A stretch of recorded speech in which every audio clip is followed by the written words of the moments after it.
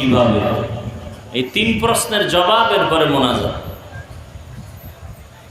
ধৈর্য হবে তো ইনশাআল্লাহ? আল্লাহ সবাইকে কবুল করেন। আয়াত আর হাদিসের তর্জমাটা বলে নেই, ফাঁকি দিয়ে আরেকটু দোয়া বাকি রয়েছে। যারা এই সুন্দর মাহফিলের আয়োজন করেছেন আল্লাহ তাদেরকে কবুল করেন। একজনের আমিরও কবুল হবে না? সর্বোপরি আল্লাহ মাহফিল কবুল করেন। মাহফিলকে কেন্দ্র করে এর বরকতে গোটা দুনিয়ার মুসলমানদের ঈমান, আমল, ইজ্জতের হেফাজত করেন। আমার বাংলাদেশকে আল্লাহ হেফাজত করেন। এই দেশের জাতিকে আল্লাহ জালেমদের জুলুম থেকে হেফাজত করেন। ব্যবসায়ী, চাকরিজীবী, বিভিন্ন শ্রেণী পেশার মানুষকে জুলুম থেকে আল্লাহ হেফাজত করেন। যারা জুলুম করে আল্লাহ ওদের হেদায়েত দান করেন। আল্লাহ এদের হেদায়েত দান করেন। আল্লাহ এদের হেদায়েত দান করেন। হেদায়েত যদি আপনার ইলমে না থাকে ধ্বংস করে দেন। এই জালেমদের জন্য আর কি দোয়া করুন? আল্লাহ এদের কি করেন? ধ্বংস। আবার ধ্বংসের কিন্তু একটু ব্যাখ্যা শুরুতে দিছিলাম, মনে আছে না? কি ঠাটা হইলে মরবে? হ্যাঁ, বুঝলেন। হঠাৎ করে দেখবে দোকানে আগুন। আল্লাহ সবাইকে বুঝার তৌফিক দান করে। আসেন, দোয়া করা শেষ। ও আরেকটু রয়েছে না? আল্লাহ মাহফিলের বরকতে পুরা এলাকায় শান্তি দান করেন। যারা কবরে আল্লাহ তাদেরকে জান্নাত দান করেন। যারা বেঁচে আছি আমরা আল্লাহ আমাদেরকে দীর্ঘ নেক হায়াত দান করেন। অসুস্থ যারা আল্লাহ কুদরতের দ্বারা সুস্থতার নিয়ামত দায়মি ভাবে দান করেন। আল্লাহ বলেন, মা আতাকুমুর রাসূলু ফাখুযু।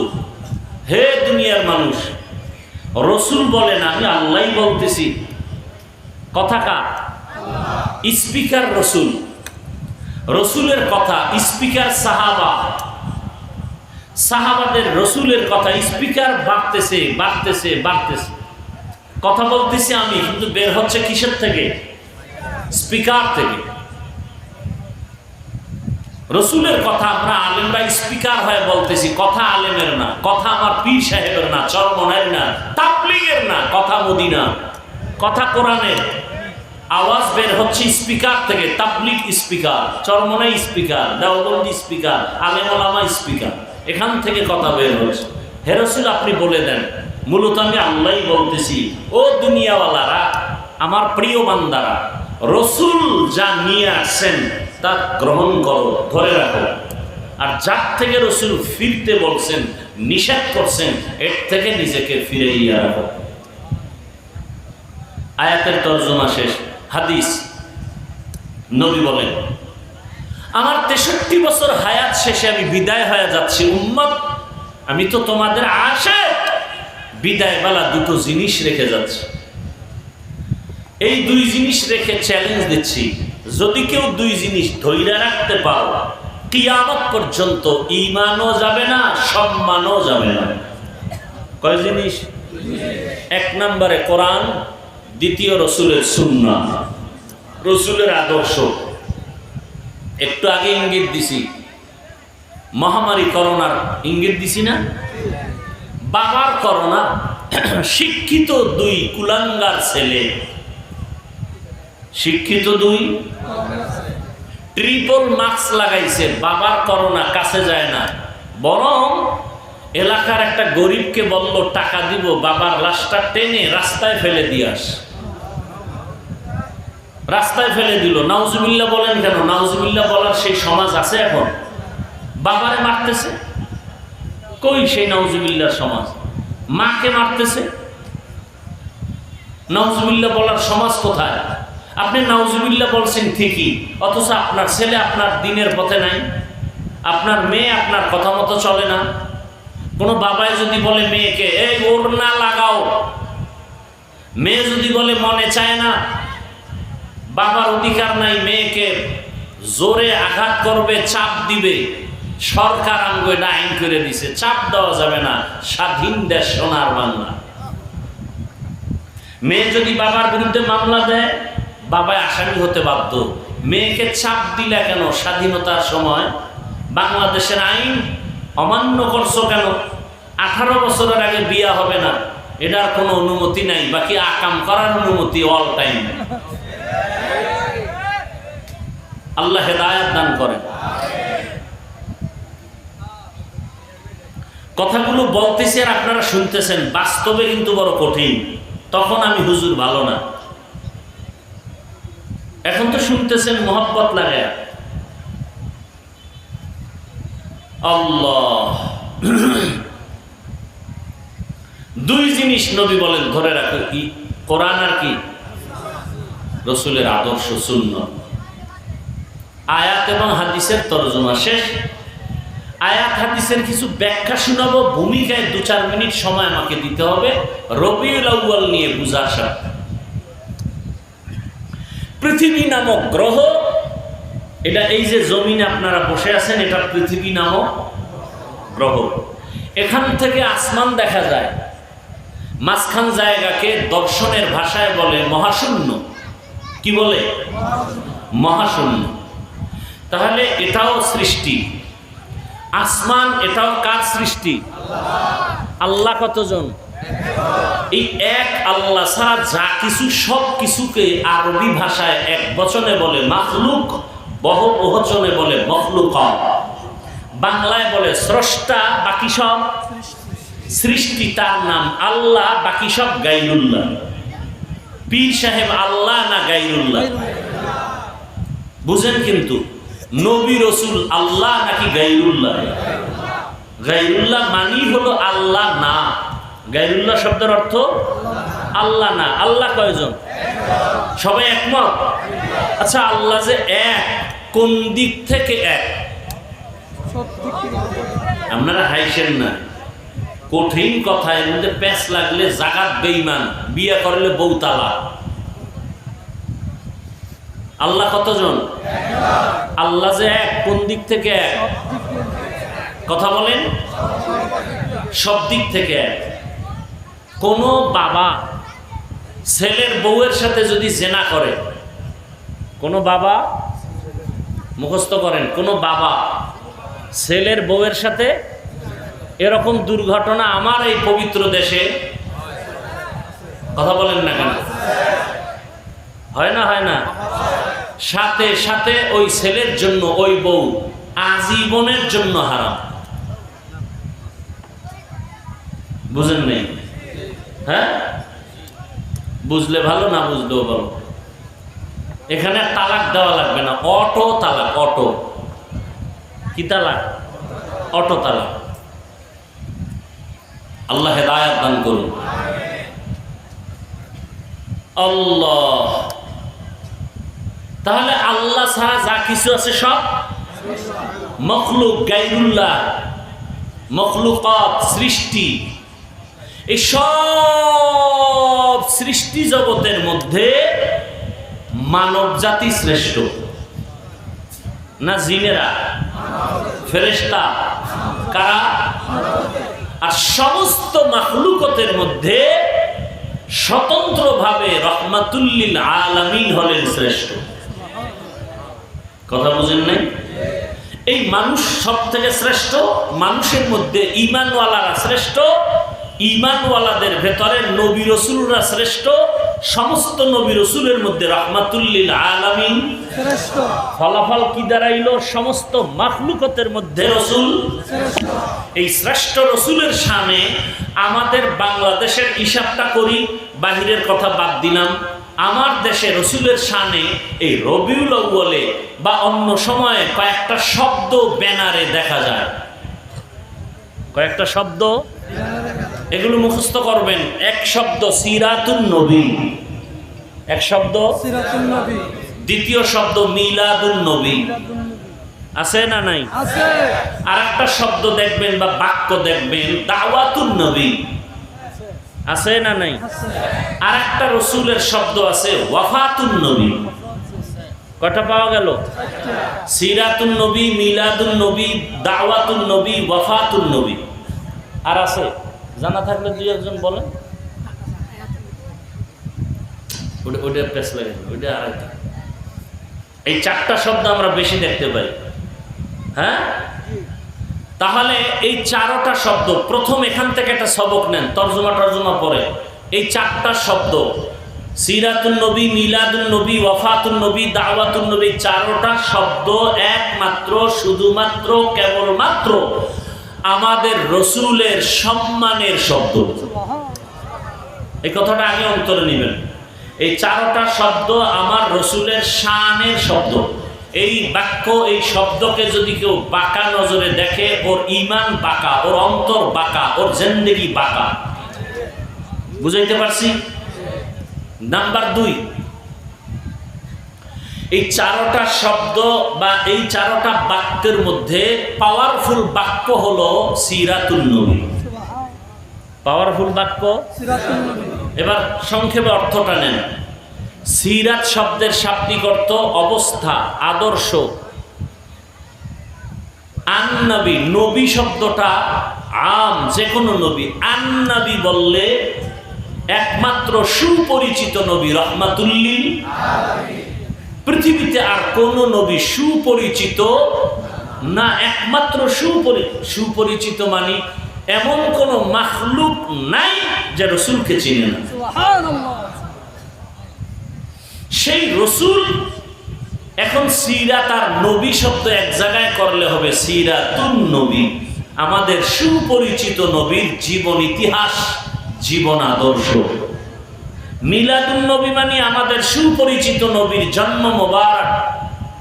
দাওয়াতুন নবী মানে আমাদের সুপরিচিত নবীর দাওয়াতি কাজের এডিশন যেখানে আছে। ওয়াফাতুন নবী আমাদের সুপরিচিত রসুলের ইন্তেকাল। তাহলে ওয়াফাতুন নবী বললে ওখানে আর মৃত্যু নিয়ে আলোচনা হবে, জন্ম নিয়ে না। মিলাদুন নবী মানে জন্মের আলোচনা, পুরা জীবনের আলোচনা না। দাওয়াতুন নবী দাওয়াতের আলোচনা, ভিন্ন আলোচনা না। সিরাত রসুলের জীবনের আলোচনার মধ্যে সব আছে। এজন্য সিরাতুন নবী বললে এর মধ্যে ওয়াফাতুন নবীও আছে, এর মধ্যে মিলাদুন নবীও আছে, এর ভেতরে দাওয়াতুন নবীও আছে। আমরা সবগুলো শ্রদ্ধা ভরে কলিজায় জায়গা দিয়েছি, কারণ এই চারটা শব্দ রসুলের শানের শব্দ, শব্দ বাক্য হিসাবেও সম্মান করি, এবং ভেতরে যা কিছু আছে এগুলো মানার জন্য আমরা মানুষকে বলি, নিজেরা আমলের চেষ্টা করি। আসেন, আয়াত আর হাদিসের তরজমা কি? আল্লাহ বলেন রসুল যা নিয়ে আসছেন তা গ্রহণ করো তোমরা। এখন রসুল আসছেন দুনিয়াতে কোন মাসে? বলেন সবাই। আমি যে কথাগুলো বলতেছি এর কিঞ্চিত আপনারা হাতের নাগালে পাবেন। আপনার হুজুর টুজুর মানা লাগবে না, কয়েকদিন পর দেখবেন হুজুর কামেই লাগে না। আপনি সূরা টুরা বইলে নামাজ পড়ে লাগবেন। গুগলে সার্চ দিবেন রাহমাতুল লিল আলামিনের আগমন কোন মাসে, গুগলে লিখে সার্চ দিবেন, এখানে ডিটেলস রসুলের আগমন নিয়ে যত মতবিরোধ আছে সব চলে আসবে। কি আসবে? রসুল রবিউল আউয়ালে আসছেন, এই কথাটা অনেকের মত, কিন্তু অন্যরাও অন্য মাসের কথা বলেছেন। রসুল রমাজান মাসে দুনিয়াতে আসছেন, এই কথাও আছে। গুগলে যান, আমার সাথে রাগ করে কোনো লাভ নেই। রসুল চলে গেছেন রবিউল আউয়াল মাসে। আসার দিন সোমবার, আসার দিন বিদায়ের দিনও কি সোমবার। রসুলের কি বলে এটাকে, রূহ চলে গেছে দেহ মোবারক থেকে, এটা কোন দিন? কিন্তু কবরে দাফন হয়েছে বুধবার, হিসাবে বৃহস্পতিবার হয়। বুধবার দিন গিয়া রাতের তাহাজ্জুদের সময়। বুঝেন না কথা?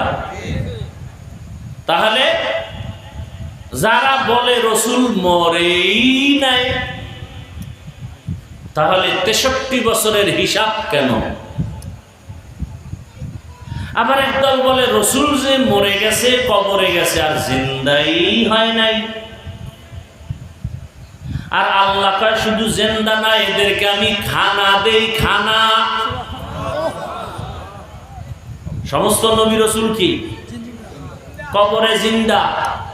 আল্লাহ কয় শুধু জিন্দা না, অহুম ইউরজাকুন, আমি রিজিক দেই, খানা দেই। এখন ওই হিংসার দাবানলে বইরা কি করবো, আটকাই তৈব না? আটকানোর জন্য বলে যদি নবী জিন্দাই হয়, খানাও খায় তো কি খায়, রুটি না ভাত? যদি রুটি ভাত খায়, প্লেট গ্লাস পানি কই? এইরকম বাজে বাজে প্রশ্ন করে মানুষের অন্তরকে উল্টা পাল্টা করে ফেলে। আল্লাহ হেদায়েত দান করুন। তো রাসূল রবিউল আউয়ালে আসছেন সোমবার দিন, বিদায় সোমবার, তারিখেও ইখতিলাফ, যথেষ্ট পরিমাণে ইখতিলাফ। কেউ বলেন রবিউল আউয়ালের ৮, কেউ বলেন ৯, কেউ বলেন ১১, ১২ তারিখ কেউ কেউ বলেছেন। কিন্তু ঐতিহাসিকদের ভেতরে যথেষ্ট পরিমাণ মতবিরোধ আছে। সব কথার শেষ কথা, রাসূল কবে আসছেন, কখন আসছেন, কবে গেছেন, কখন গেছেন, এর থেকে গুরুত্বপূর্ণ আলোচনা রাসূল আমাদের জন্য কি নিয়ে আসছেন, আমাদেরকে কি দিয়ে চলে গেছেন। ঠিক আছে? আল্লাহ কয় নবী যা নিয়ে আসছে ধরো, যা নিষেধ করেছেন তা ছাড়ো। নবী নিয়ে আসছেন কি? রবিউল আউয়ালে নবী নিয়ে আসলেন কি? আল্লাহ ভিন্ন আয়াতে জবাব দিয়া বলেন, লাকাদ কানা লাকুম ফি রাসূলিল্লাহি উসওয়াতুন হাসানাহ। হে রাসূল, আপনি জানায় দেন দুনিয়ার সব মানুষ, তোমাদের জন্য রাসূলের মধ্যে নিশ্চিত রয়েছে উত্তম আদর্শ। কি আছে? জবাব দেন। ঘুম আসতেছে আপনাদের? তোমাদের জন্য রয়েছে রাসূলের মধ্যে উত্তম আদর্শ। তাদের জন্য ছিল রাসূলের মধ্যে উত্তম আদর্শ ছিল, কিন্তু গ্রহণ করে নাই। তারা তারা কারা? বলে মুনাফিক। কারা? আয়াতটা নাযিল হইছে খন্দকের যুদ্ধ চলাকালীন সময়। রাসূল নিজের হাতে গর্ত খনন করেন, সাহাবায়ে কেরাম গর্ত খনন করেন। এমন সময় কিছু সাহাবা অন্তরের মধ্যে ভিন্ন চিন্তা রেখে জবানে ভিন্ন কথা রাসূলকে শুনাইলেন। সাহাবা আসলে অন্তর খারাপ। সাইনবোর্ড মুসলমান, ভেতর কি? নাম মুসলমানি নাম, তাসলিমা নাসরিন, কিন্তু অন্তরে ভেজাল। নাম আহমদ শরীফ, অন্তরে কি? কেমন ভেজাল! কলেজের ছেলে মেয়েরে বলে শুনছুনি আমার নাম আহমদ শরীফ, বলে জি স্যার। এতদিন শুনছো তোরা আরো কয়েকটা জিনিস? কি বলে স্যার? বলতেছে এতদিন শুনছো কোরআন শরীফ, জি। হাদিস শরীফ, জি। মক্কা শরীফ, জি। মদিনা শরীফ, হ্যাঁ। বলে আজকে থেকে শুনে রাখ, মক্কা শরীফ লাগবে না, মদিনা শরীফ লাগবে না, কোরআন শরীফ লাগবে না, হাদিস শরীফ লাগবে না, আজকে থেকে তোদের জন্য আমি আহমদ শরীফ যথেষ্ট। কি শিক্ষিত বাবারা! গাঞ্জা খেয়ে বলতেছি মনে করতেছো না? এই আহমদ শরীফ মরার আগে ছেলে মেয়েদের বলল, আমারে মরার পরে কবরে দিবি না, কারণ আমি কবর বিশ্বাস করি না, হাসর বিশ্বাস করি না। আসমানে কবুল হয়ে গেছে বেঈমানের কথা। ইন্তেকালের পর এই বেঈমানের আর কবর হয় নাই। ছেলে মেয়েরা হসপিটালে দেহ দান করে দিছে। দেহ দান। কি দান? দেহ দান। হসপিটালে দিয়ে দিছে, ওর কবর আর হয় নাই। নাম কত সুন্দর, ভেতরে ভেজাল কত মারাত্মক। আল্লাহ হেদায়েত দান করেন। আমরা কি জান্নাতি হয়ে গেছি? কি আর বলবো আপনাদের? সবাই বললে কোনো টেনশন নাই, আমি বললে টেনশন। আমি বললাম কেন? সবাই বলতে পারে, আমি বলতে পারবো না। আমি বললেই ঝামেলা। ঢাকা, ঢাকা মালিবাগ একটা জায়গার নাম আছে, জানেননি? মালিবাগে একটা বড় মাদ্রাসা আছে, জামিয়া শরঈয়া। মালিবাগ মাদ্রাসা সবাই বলে, বিশাল বড় মাদ্রাসা, নামি দামি মাদ্রাসা, বহু আগের থেকেই নাম। এই মালিবাগ মাদ্রাসায় লেখাপড়া করলো একজন ভালো সন্তান। হাজারো ছাত্রদের মধ্যে টপ লেভেলের হাফেজে কোরআন। বহু আগের কথা, মিডিয়া তখন ছিল না। হাফেজে কোরআন টপ লেভেলে। খুব খেয়াল করতেছেন, আমি কিন্তু কথার মধ্যেই মোনাজাত দিয়ে দিই। উঠা বসা করলে ভাল লাগে না। আমার দরকার কি আপনাকে জোর করে বয়ান শোনানো? হাফেজ ভালো, এবার কিতাবি লাইনে ঢুকে আলেম হয়ে গেল মাওলানা।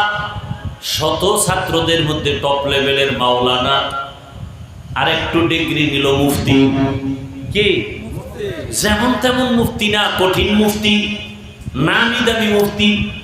মালিবাগ মাদ্রাসার মতো মাদ্রাসা থেকে হাফেজ হওয়া মানি হাজারে একজন, মাওলানার মধ্যে মাওলানা হওয়া হাজারে একজন। মুফতি সাহেবের মধ্যে ওই সময় মুফতি হওয়া বড় কঠিন। তাহলে মাওলানা, হাফেজ, মুফতি হইয়া ঢাকার শহরে বড় একটা মসজিদে প্রায় শুনছি 12 বছর ইমামতি করছেন, রমাজানে তারাবি পড়াইছেন। দেখেন তো, খেয়াল করেননি? আমরা আলেমরা যে কত জান্নাতের পথে আছি হিসাবটা বুঝাবার জন্য বলছি। অহংকার করি আমি পাইয়া লাইছি, এত সোজা। হ্যাঁ, শাইখুল হাদিস আল্লামা আজিজুল হক রহমাতুল্লাহ আলাইহি কম দৌড়ান নাই, কি পাইলেন? মুফতি আমিনী রহমাতুল্লাহ আলাইহি কম দৌড়ান নাই, কি পাইলেন? দুনিয়াদারেরা আলেমকে দিব বলে ব্যবহার করতে চায়, নিজের স্বার্থে আঘাত লাগলে আর পছন্দ করে না। দেখেন না, সরকারি ডিউটি করে, মাত্র ডিউটি 8 ঘন্টা। কত ঘন্টা? প্রতিদিন 8 ঘন্টা ডিউটি। বেতন কত? নিম্নে 20,000 টাকা। নিম্নে টেবিলের নিচে বাম হাতে কত মুক্তা পাওয়া যায়। কিন্তু চিন্তা করে দেখেন, একজন টুপিওয়ালা ইমাম সাহেবের ডিউটি কয় ঘন্টা মসজিদে? বলেন, বেতন কত? তাহলে আমরা ক্ষমতা আইলে কেমন ফিডান? হ্যাঁ, যে এক থেকে জুলুম দুনিয়াতে আর কি হতে পারে? সভাপতি বেতন দেয় 100 টাকা, সেক্রেটারি আরো ধনী, আমি দেব 50, কারণ সভাপতির উপরে দিলে বেদবি। কি আমি না বলছি? সত্য কথাটা স্বীকার করবে। এরপর রিমান্ডে থাকে ইমাম সাহেব, রিমান্ডে। জোহরের নামাজে নাই, রিক্সাওয়ালা কয় হুজুর গেছিলেন কই? রিক্সাওয়ালা ইমাম সাহেব, তুমি কে? বলে আমি কে মানে? মাসে 5 টাকা বেতন দেই, রিক্সা চালাই, সে 5 টাকার পাওয়ার। এরকম বেয়াদব নাই? এরপর কোন আলেম কারোর সাথে খারাপ আচরণ করে না।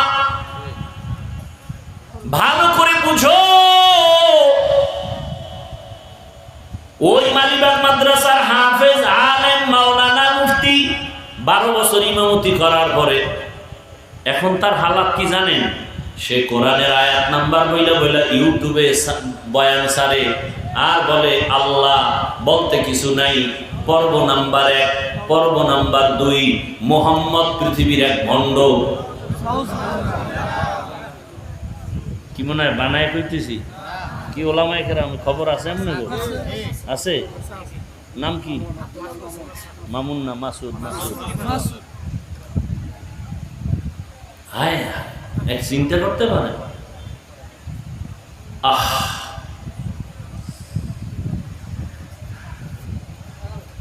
আল্লাহ হেদায়েত দান করে। আপনারা কি খুব স্বাভাবিক নিলেন কথাটা? এই পর্ব আকারে বয়ান সারে তাসলিমার সাথে লিঙ্ক কইরা মুসলমানের জুতার বাড়ির ভয়ে এখন গেছে বাইরে, ইন্ডিয়া না কই আছে শুনছি। মানে এটি বললেও তো বিপদে পড়লে এই জাতি আর কাছে আইতো না। বয়ানের আগেকার হুজুর এলাকার এই অবস্থা সাইজ করতে হবে আজকে। হুজুরও আবেগে এমন উল্টা পাল্লা শুরু করছে, এবার প্যাঁচ লাগিয়ে গেছে বয়ানের ভিতরে। ওই মোনাফেকটাই বাইরে বয়ে খায়, হুজুরে হিসাব করে কথা বলবো না। ওই মোনাফেকটা গেছি গে দূরে তাল দিয়া। আল্লাহ হেদায়েত দান করুন। হায় হায়, আল্লাহ বলেন রসুল যা নিয়ে আসছেন তা গ্রহণ করো, ধরে রাখো। কি নিয়ে আসছেন? একটু আগে বলছি কি? উত্তম আদর্শ। কি নিয়ে আসছেন? উত্তম আদর্শ। উত্তম আদর্শ গ্রহণ করো। নবী যা নিষেধ করেছেন তার থেকে ফিরে থাকো। নবী বলছেন আমি বিদায় বেলা 2 জিনিস রেখে গেলাম, এর বাইরে কিছু ধরবা নাই, 2টা ধরে রাখো। দুনিয়া তো সম্মান, আখিরাত তো সম্মান। ওই দুইয়ের এক হলো কোরআন, দ্বিতীয় রাসূলের আদর্শ সুন্নাত। আল্লাহর জাতের কসম, আজ জমিনের মধ্যে রাসূলের আদর্শ যার কাছে যত পার্সেন্ট আছে, আল্লাহর কসম তার কাছে সম্মান আর ঈমান তত পার্সেন্ট আছে। যার কাছে কম তার সম্মানও কি। দেখেন, জীবনে মাদ্রাসায় পড়ে নাই, জীবনে আলিফ বা তাও শিখে নাই, কিন্তু নবীর আদর্শওয়ালা আলেমদের সাথে চইলা চইলা এখন টুপি পরে, নামাজ পড়ে, দাড়িওয়ালা নাই। লোকটা আওয়ামী লীগ করতো, লোকটা বিএনপি করতো, যত ঝামেলাই হয়েছে অন্য দলের মানুষের উপরে, তার উপরে আসে নাই। কারণ সে মাদ্রাসায় দান করে, মসজিদে দান করে, অন্যায় কাজে বাধা দেয়, নিজে অন্যায় করে না। এরকম নাই? বহু আছে। ভাইরা আমার, তাহলে একটা সাধারণ মানুষ এত সম্মান কেন? আলেমের সাথে রাসূলের আদর্শ থাকার কারণে তার সম্মান। এই যে হযরত আমার মাদ্রাসায় গেল দাওয়াতের জন্য, এত মাহফিল এক থানায় তো দেওয়ার সুযোগ নেই। এই টাইমে একটু সুযোগ পাইছি, দিছি। উত্তরা থাকেন, জুমার নামাজ পড়েন, বহু অনুরোধ করার পরে আসলাম। এই লোকটা তো আলেম না, আমগো লাইনে লেখাপড়াও করে, আলেমকে মহব্বত করে না? করে না। স্পষ্ট রাসূলের হাদিস, এই মহব্বতটা যদি নিরেটভাবে ধইরা রাসূলের আদর্শ চলতে পারে, বিনা হিসাবে জান্নাতি। ভাইরা আমার, রহমতের নবী উত্তম আদর্শ নিয়ে আসলেন। কোথায়? মানসারামপুর। কোথায়? রাসূল আসছেন কোথায়? মক্কা নগরীতে। মক্কা নগরী তখন কেমন হালাত? বলে দুনিয়ার মধ্যে যত খারাপ, এর থেকে হাজার হাজার হাজার গুণ, কোটি কোটি গুণ বেশি খারাপ মক্কার মানুষ। মক্কার মানুষ এত খারাপ, চরিত্রেরও কোনো হিসাব নাই। নারী আর পুরুষ সবাই উলঙ্গ হয়ে বাইতুল্লাহ তাওয়াফ করে। কেমন বাইতুল্লাহ? ইন্না আউওয়ালা বাইতিন উযিআ লিন-নাসি লাল্লাযী বিবাক্কাতা মুবারাকান ওয়া হুদা, মুবারাকান ওয়া হুদাল লিল আলামিন।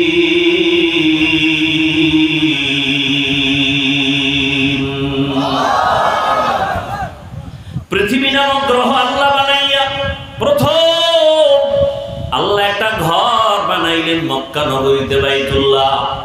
এমন একটা সুন্দর ঘর, হেদায়েতের ঘর, ইবাদতের ঘর, নাকি থাকার ঘর, বসবাসের ঘর? হেদায়েতের ঘর, ইবাদতের ঘর। কেমন ঘর? যেই ঘরের দিকে নজরটা পড়লেই সাথে সাথে বান্দা আল্লাহর কাছে যা চাইবে সাথে সাথে কবুল। সুবহানাল্লাহ। কেমন একটা ঘর? যেই বাইতুল্লাহর সীমানায় ঢুকিয়া কেউ যদি বলে আল্লাহ, একবার আল্লাহ বললে ১,০০,০০০ বার আল্লাহ বলার সওয়াব।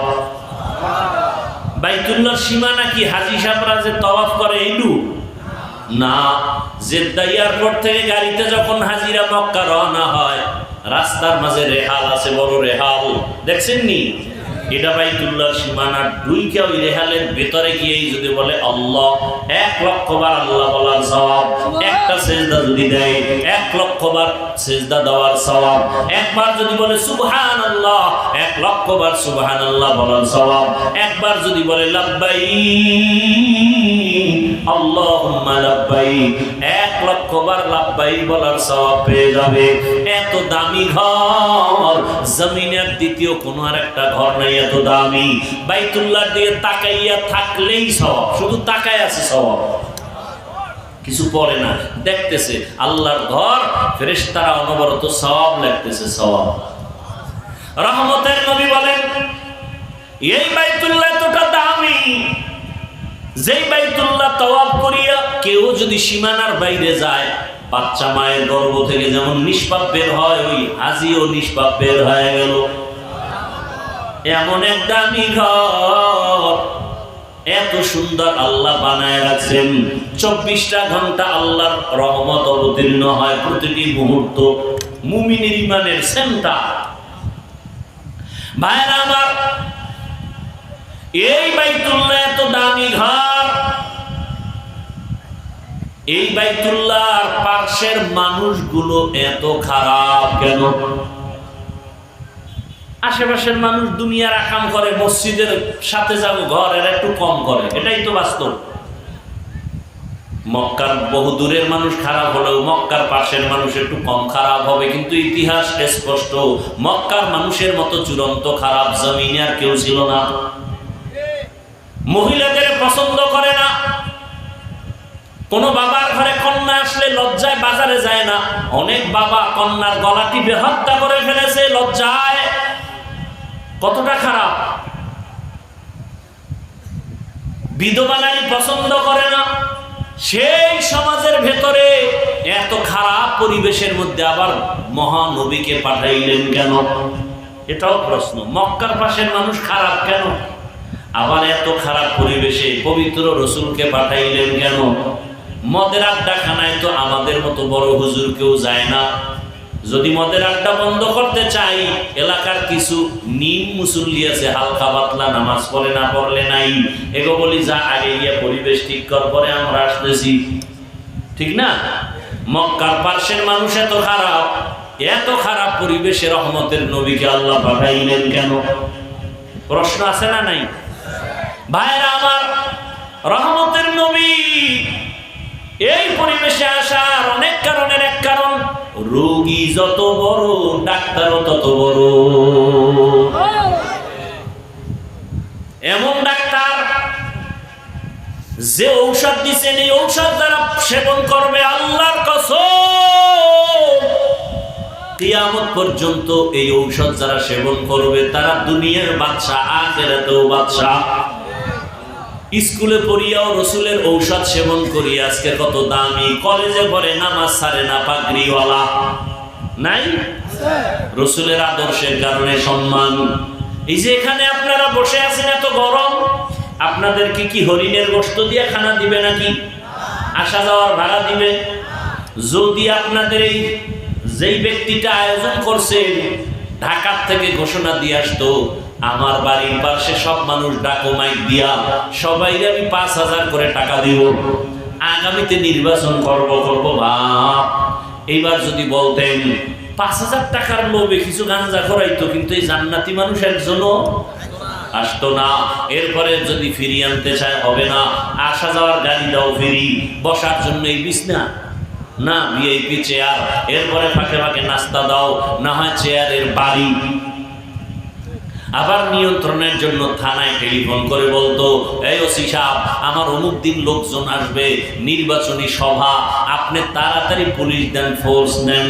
একটু তাকায় দেখেন, এত গরমের ভেতরে মানুষ শ্বাস ফলাইতে পারে না, কত কষ্ট। এরপর আপনারা যেখানে আসলেন, আপনাদের গাড়ি ভাড়া ফ্রি না, বসছেন ভিআইপি বিছানা। পৃথিবীতে এর থেকে থার্ড ক্লাসের বিছনা আমার মনে হয় নাই। এরপরও কোনো ক্লাস ভাগ নাই, কে ধনী কে গরিব, কে আলেম কে মূর্খ, সব একাকার হয়ে পড়ছে।